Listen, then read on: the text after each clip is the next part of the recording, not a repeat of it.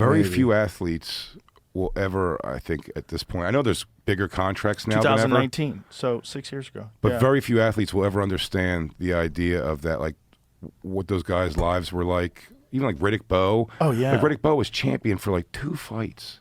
I mean, you know what I mean? And he was awesome. He was awesome, but he didn't have a long run or anything. And then you see his thing. It's like 14 acres with white tigers everywhere, and all his clothes are silk. Like they're immediately. Like they were just getting handed like $50 million in one night. I know it's like you train for that night, but that's a crazy amount of like no athletes get that. Yeah, well, like anymore, nothing like that. There's a few. Canelo does.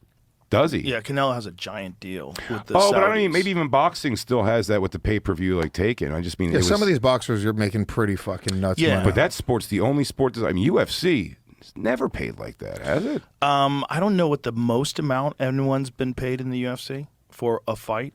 If I had to guess, it's got to be Conor. Yeah, without a doubt. Yeah, I know Conor has made more than $100 million in the UFC, I believe. Yeah.